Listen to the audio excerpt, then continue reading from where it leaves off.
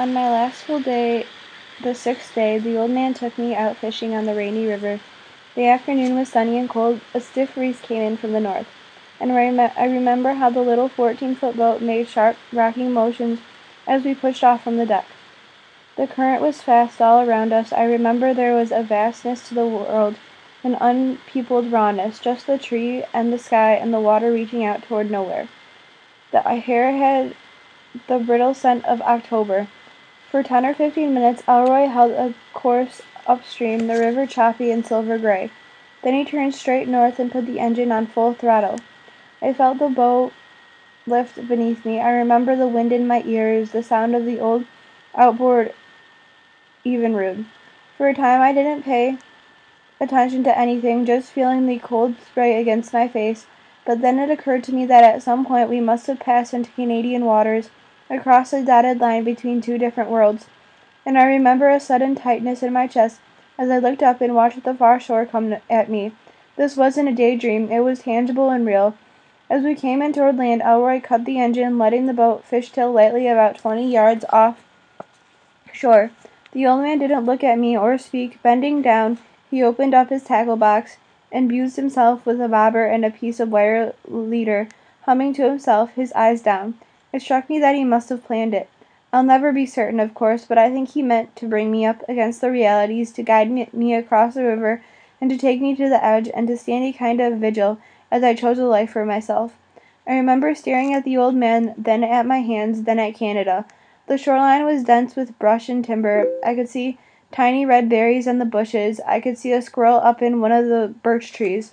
A big crow looking at me from a boulder along the river. The closed 20 yards, and I could see the delicate lattice work of the leaves, the structure of the soil, the brown needles beneath the pines, the configurations of geology and human history. 20 yards, I could have done it. I could have jumped and started swimming for my life. Inside me, in my chest, I felt a terrible squeezing pressure.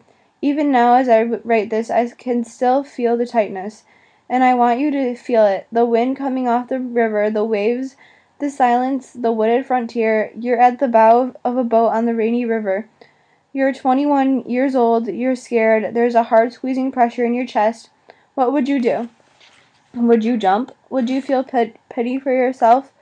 Would you think about your family and your childhood and your dreams and all you're leaving behind? Would it hurt? Would it feel like dying? Would you cry as I did?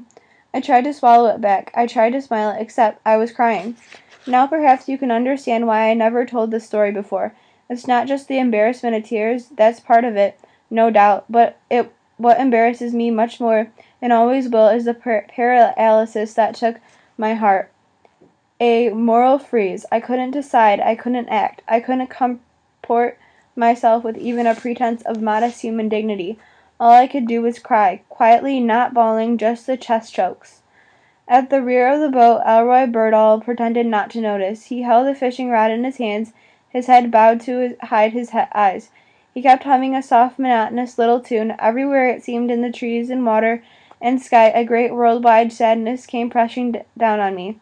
A crushing sorrow like I had never known it before. And what was so sad, I realized, was that Canada had become a pitiful fantasy, silly and hopeless. It was no longer a possibility. Right then, with the shore so close, I understood that I would not do what I should do. I would not swim away from my hometown and my country and my life. I would not be brave. The old image of myself was a hero, as a man of conscience and courage. All that was just a threadbare pipe dream. Bobbing there on the rainy river, looking back at the Minnesota shore, I felt a sudden swell of helplessness come over me, a drowning sensation as if I had toppled overboard and was being swept away by the silver waves. Chunks of my own history flashed by. I saw a 7-year-old in a white cowboy hat and a Lone Ranger mask and a pair of holstered six-shooters. I saw a 12-year-old little league shortstop pivoting to turn a double play. I saw a 16-year-old kid decked out for his first prom, looking spiffy in a white tux and blue bow tie. His hair cut short and flat, his shoes freshly polished. My whole life seemed to spill out into the river, swirling around me, everything I had ever been or ever wanted to be.